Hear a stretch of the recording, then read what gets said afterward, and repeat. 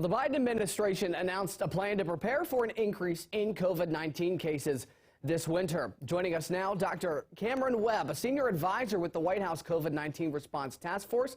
Dr. Webb, thank you for joining us.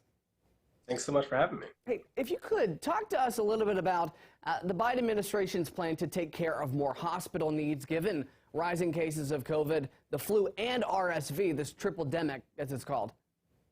Yeah, certainly we've anticipated that this could happen. We've seen this in the last 2 winters where COVID has really been the problem. When you add in what we've seen over the last few weeks and months with RSV and now kind of the increase in cases of influenza A that we're seeing everywhere, we wanted to make sure that we're communicating to states, to localities, to hospitals, the resources that exist that we've built and put together to kind of really rally to their cause. And so making sure that we're tracking closely what's happening around the country and we're communicating closely with states and local leaders so they know what they can request from us and what we can surge to them. We're really making sure that we've got our strategic national stockpile ready to deploy additional resources and tools to hospitals and other clinical spaces. So really applying the lessons learned from the last 2 years of the pandemic to make sure that we're ready for this moment if we do see a real increase in cases, which we're starting to see that uptick.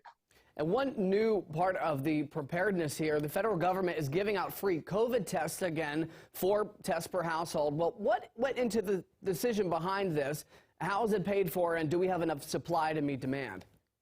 Yeah, I guess it's one of those what was old is new again. We rolled out covidtests.gov in January of 2022.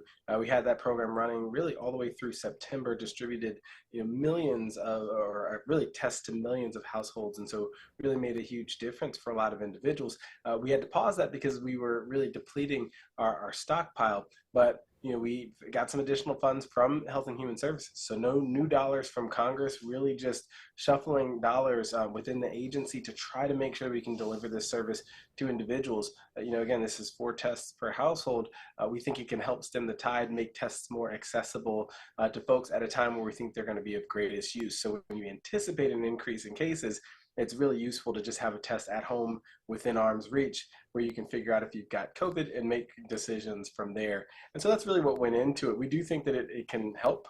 We've seen that before. It's not indefinite. We know that we can only run this program but for so long before, again, we deplete that stockpile. But it was really important that we made that available to the American people this winter. It would be important to test before congregating this holiday season. Moving on, we hear a lot about protection, notably how vaccines prevent serious COVID complications. But with rising cases this winter, would you personally suggest businesses, places of worship to consider mask requirements for people who come indoors?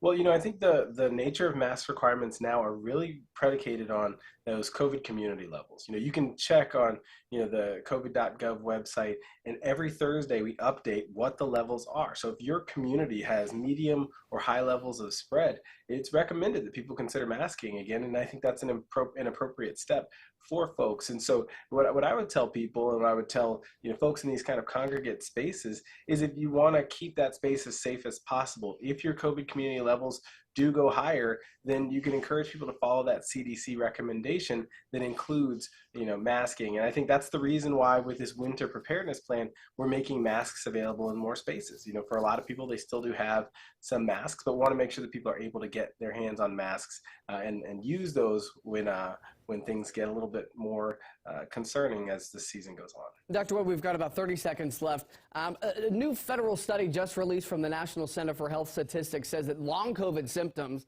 have contributed to the deaths of over 3,500 people. Now, it is 0.3% of all U.S. COVID deaths. Are there treatments to prevent long COVID and to cut back on the impact that people have from their symptoms?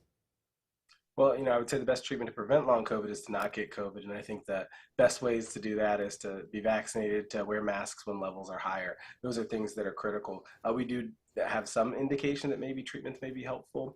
But again, we're still learning more every day about long COVID, and we want to get that science out to people as quickly as possible. Thank you, Dr. Cameron Webb, a senior advisor with the White House COVID-19 Response Task Force. We'll be right back on Capitol Review. Stick around.